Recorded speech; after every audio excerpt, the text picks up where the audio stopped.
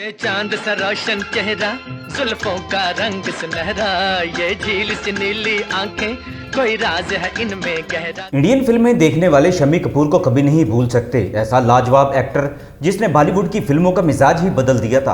अपने वर्सटाइल अंदाज से उन्होंने खलंडरे हीरो का ऐसा अंदाज मुतारफ करवाया था कि ये अंदाज बाद में कपूर खानदान की पहचान ही बन गया। शम्मी कपूर ने एक बड़ा मार का अपनी शादी का भी अंजाम दिया था। उन्होंने अपने खानदान से बगावत करके एक कट्टर सिख जाति से शादी कर ली थी। लेकिन आज हर कोई ये बात भूल चुका है, बल्कि भारतीय मीडिया भी इस बात को भूल चुका है और इस बात का जिक्र भी नहीं करता, या फिर उसको मालूम ही नहीं कि शम्मी कपूर ने अपने दौर की जिस सुपरस्टार गीता बाली से लव मैरिज की थी उसका ताल्लुक पाकिस्तान से भी जुड़ा हुआ था।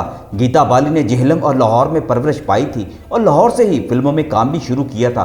गीता बाली एक कट्टर मजहबी सिख खानदान से ताल्लुक रखती थी। तारीख में पहली बार ऐसा हुआ था कि किसी सिख लड़की ने फिल्मों में कदम रखा तो हिंदुस्तान में हंगामे शुरू हो गए और इसका आगाज लाहौर से हुआ था। गीता बाली जब लाहौर में थी तो उसी दौर में उन्हें फिल्मों में काम करने का शौक पैदा हुआ था। गीता बाली को अदाकारी का शौक पैदा हुआ तो उन्हें अपने सामने खानदानी वकार और मजहबी तकद्दस की एक मजबूत चट्टान नजर आई।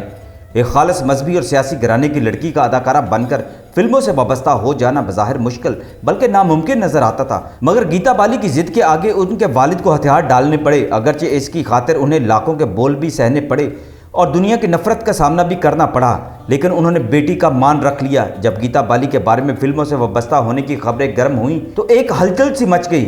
लाहौर में तो सिखों ने इसके खिलाफ मुजाहरे शुरू कर दिए और सिखों के अखबारात में उसके खिलाफ बहुत कुछ लिखा गया, लेकिन गीता बाली अपनी जिद की पक्की थी। शफीक बाप की हमायत भी लाडली बेटी को हासिल थी, जिसकी वजह से उनको अदाकारा बनने का मौका मिल गया। लेकिन गीता बाली के बारे में सब जानते हैं कि फिल्मी दुनिया से वाबस्ता रहने के बावजूद कभी उनका कोई स्कैंडल नहीं बना। हालांकि उन्होंने बम्बई के फिल्मी माहौल में साल साल गुजार दिए। उनका वाहिद स्कैंडल वही था जिसके नतीजे में बाद में उनकी शम्मी कपूर से शादी हो गई थी। लाहौर में गीता बाली की पहली फिल्म बदनामी थी। इस फिल्म के हिदायतकार मजनू थे जो कि एक नामवर कॉमेडियन और विलन भी थे। इस फिल्म में गीता बाली का किरदार ज्यादा अहम न था। इस फिल्म के मुसन्निफ IS जौहर थे जो बरसगर की तकसीम के बाद बम्बई में नामवर कॉमेडियन मुसन्निफ और हिदायतकार बन गए थे।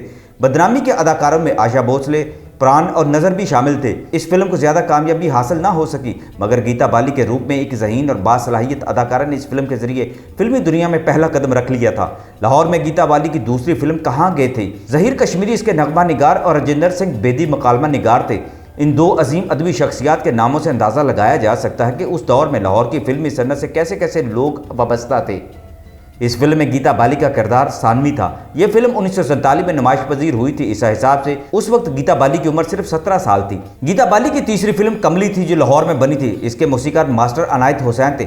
आशा भोसले, रमेश और शेख इकबाल भी इसकी कास्ट में शामिल थे। इस फिल्म में भी गीता बाली को मरकजी किरदार नहीं मिल सका था, मगर उनके शौक की तकमील होती रही और वो कदम ब कदम अपनी मंजिल की तरफ गामजन होती रही। चंद्रकांत लाहौर में उनकी चौथी फिल्म थी। सुरेश कुमार, लैला आगा, सलीम रजा कलावती और इसके अदाकारों में दूसरे लोग भी शामिल थे। गीता बाली को एक मुआवन अदाकारा का किरदार दिया गया था। यह फिल्म ज्यादा कामयाबी हासिल न कर सकी थी।